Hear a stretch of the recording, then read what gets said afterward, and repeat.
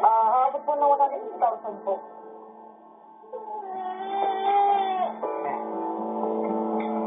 Sakto na yan.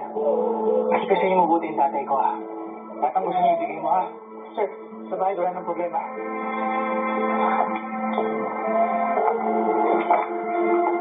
Nay, hindi niyo man ako tinawagan. Kami ba yung balita sa akin? Tatawagan niyo lang ako, oh. Pasensya na kasi ang bilis ng pangyayari, hindi ko na naisip. May alam niyo. Ako lang makakasagot sa problema niyo. Ako may pera, di ba? Wala kayong magagawa dyan.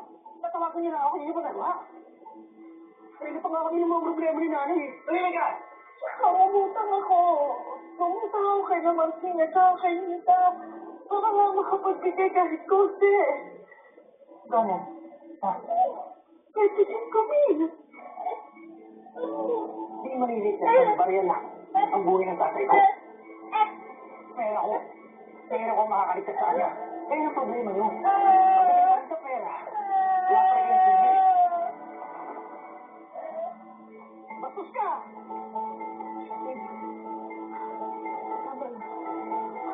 Sabi po dati, dito sa tatay mo, tsaka dati mo siya.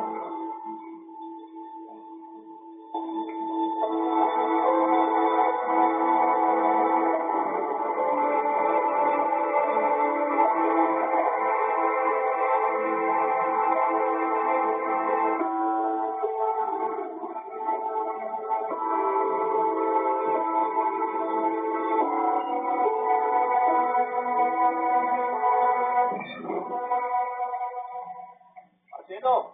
May bisita tayo. Oh! Bakit tato? Buti na dito ka na. Ano nangyari sa'yo? Binarin ko sarili ko para hindi pa ginalangan sa pot niya. Yan ang utak talaga. Mabuti na isip mo yon. Ayan ang pera mo.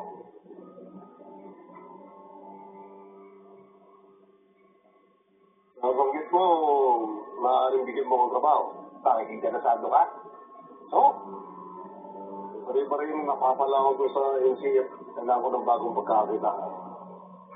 Pagkata ng pera, nandun ako. yan ang gusto ko sa'yo. Tama-tama, parating na kayo tinatanggol. Magsisimula na tayo pagod ng trabaho.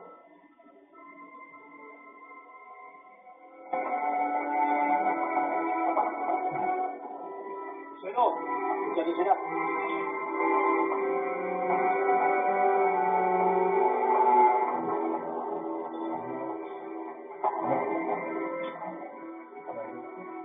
Tingin mo na ako. Kasi. Nahinisip ka din na. Bakit kulang kayo? Ngayon ang unang araw ng trabaho niya, bakit wala si Tanggol, wala si Mayo? Paalam si Penso. Yan na. Butalo niya po niya, Bapol. Sumamag tanggol sa Tito Sandingan. Bakit pinayagan niyo? Sabi naman sila na pagkatapos sila kina Bapol, may diretso sila dito. Sa maglala, Marcelo, ang gagilang mo yan. Hindi! Mas gugulo pa kung sasawsaw kayo! Ako na lang mag-aaral sa kanila.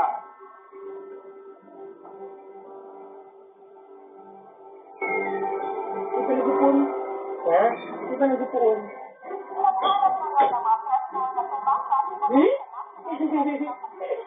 Namlakan ka na.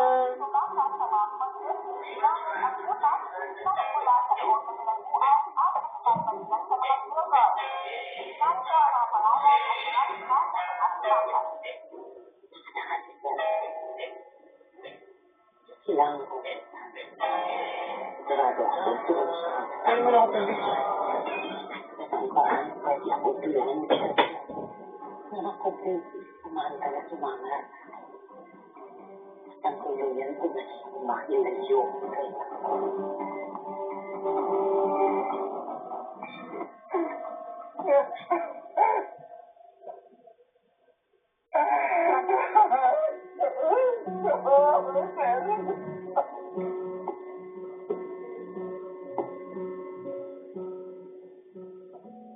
Tanggol?